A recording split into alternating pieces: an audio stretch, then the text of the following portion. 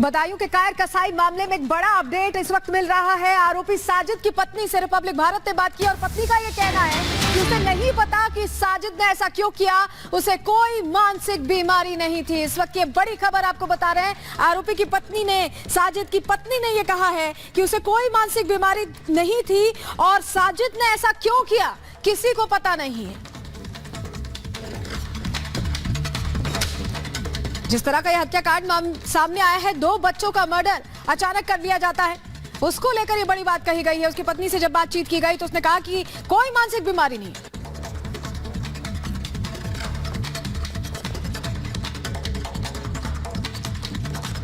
Badaun case में साजिद, जिसका police ने एनकाउंटर किया, उनकी पत्नी सना हमारे साथ है। सना, आपको पता लगा कि साजिद का एनकाउंटर हुआ, उसने 2 बच्चों की हत्या की है? हमें कुछ नहीं पता, हम तो अपने मायके 15 दिन से आएंगे यहाँ। साजिद से कब बात हुई थी आपकी आखिरी? 8 दिन पहले। तो क्या कोई लड़ाई झगड़ा था आपका या कुछ नहीं था? तो आप अपने घर ऐसे ही रहने आए थे? हाँ, वो छोड़ जाते, हम कह देते हम अपनी अम्मा घर जाएंगे, बहुत दिन हो गए, तो छोड़ जाते तो अपने आप लिवा के ले जाते हमारे। आपको लगता है कि साजिद इस तरीके से कर सकता है? हमें नहीं लग सकता, हमें नहीं लग रहा है वो कर सकते है ऐसे।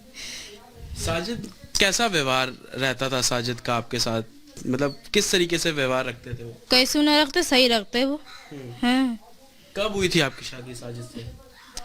हमारी शादी को 4 साल हो गई, 25 लग गई। अच्छा, 4 साल हो गए। हाँ। अच्छा, तो कोई जादू टोना साजिद करता था? ना कुछ ना करते वो। अच्छा, कुछ लोगों का ये भी कहना है कि साजिद के बच्चे नहीं हो रहे थे, इस वजह से उसने ऐसा किया। आपको क्या लगता है? बच्चे 2 हुए, खत्म हो गए। अच्छा। हाँ। कब हुआ था ये सब? ये सब एक 12 साल हुआ और एक पहले हुआ 3 साल हो गई, लड़की हुई। अच्छा, साजिद की आपके अलावा भी कोई और पत्नी? ना। आप तो कह रहे 4 साल पहले शादी हुई, तो 12 साल पहले बच्चा कैसे? 12 साल कैसे? हमारी शादी को 4 साल हुए हैं। तो ये 12 साल एक लड़का खत्म हुआ, वो हो के खत्म हो गया। अच्छा। हाँ। हाँ, तो हमारी शादी को तो पिछले साल एक लड़की हुई थी। अच्छा। तो वो खत्म हो गई। अच्छा। हाँ। कभी बताया उसने कि उसके घर के सामने इस तरीके से कोई रहता है या कभी किसी से लड़ाई झगड़ा? नहीं बताया ना। आपके पास क्या आज कोई पुलिस वगैरह कुछ आई? ना। अच्छा, पुलिस ये भी बोल रही है कि साजिद जब उनके घर गया तो उसने बताया कि उसकी पत्नी प्रेग्नेंट है, गर्भवती है, पैसे मांग रहा था वो 5,000 रुपए। हम नहीं है प्रेग्नेंट। आप प्रेग्नेंट नहीं है?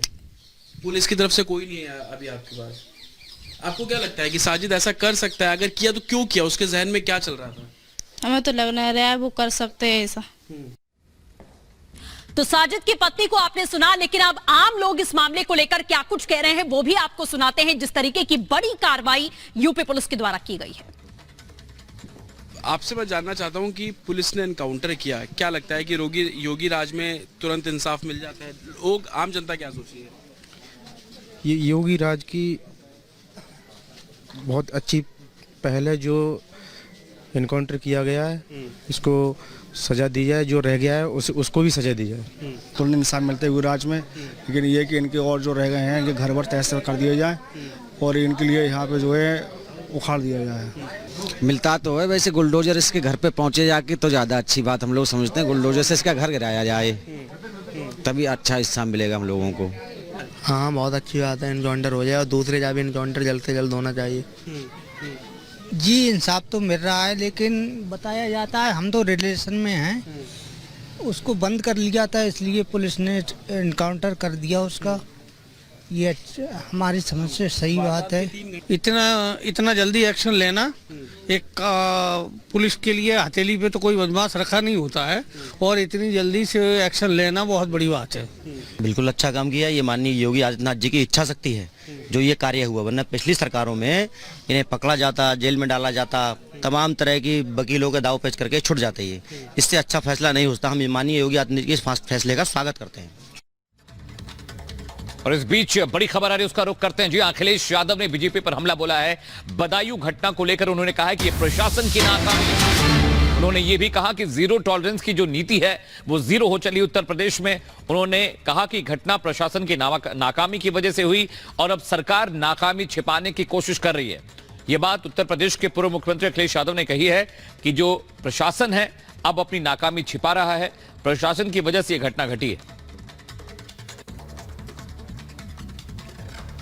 कानून व्यवस्था वाला विभाग है, law and order, zero tolerance, क्या कल की घटना ने साबित नहीं कर दिया कि जीरो टॉलरेंस वालों की पॉलिसी जीरो हो गई? ये जीरो टॉलरेंस पॉलिसी जीरो है। 2 भाइयों की तो जान चली गई ना, क्या उनके भाइयों की जान नहीं बचाई जा सकती थी अगर पुलिस पहले से काम करती? तो अपनी नाकामी को छिपा नहीं सकते इस तरीके से। ये इनकाउंटर से नाकामी नहीं छिपनी है।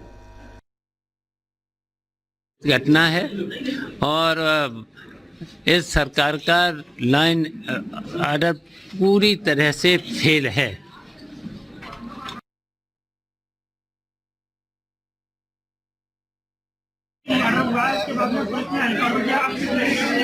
ऐसा बीजेपी वाले हमेशा चुनाव के वक्त हिंसा करवाते हैं।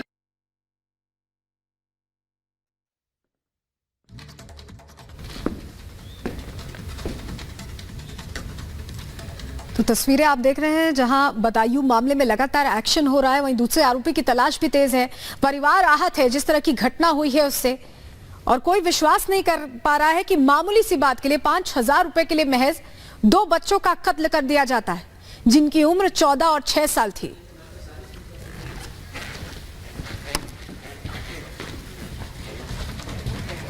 वहीं बदायूं घटना पर केंद्रीय मंत्री गिरिराज सिंह ने भी बड़ी बात कही है। उनकी तरफ से आक्रोश जाहिर किया गया है, घटना को लेकर दुख भी जाहिर किया गया है। सपा को अपने घटते हुए गिरते हुए जनाधार को लेकर के ऐसी बातें कह रहे हैं। योगी जी हिंदू हो या मुसलमान, जिसने भी कानून को अपने हाथ में उत्तर प्रदेश में लेने की कोशिश की है उसको बख्शा नहीं गया है। इस साजिश ने भी कानून को अपने हाथ में लेकर के जिस ढंग से निर्मम हत्या उसने की थी उसकी, और पुलिस के ऊपर भी उसने अटैक किया ऐसा कहा जा रहा है, जिसके कारण उसकी इनकाउंटर में मृत्यु हुई। चलिए इसी के साथ में आगे बढ़ेंगे और बात करते हैं प्रधानमंत्री मोदी की। आज प्रधानमंत्री मोदी ने भारत मंडपम में युवाओं को कामयाबी के मंत्र दिए हैं। स्टार्टअप महाकुंभ में पीएम मोदी ने नौजवानों को नाकामी और कामयाबी के बीच का फर्क भी समझाया, लेकिन इस फर्क को समझाने के लिए पीएम ने जिस तर्क का सहारा लिया उसमें निशाने पर एक कांग्रेस के नेता आ गए। कौन थे वो नेता और कैसे प्रधानमंत्री मोदी ने विपक्ष की गलती पर मारा चौका, देखिए रिपोर्ट में।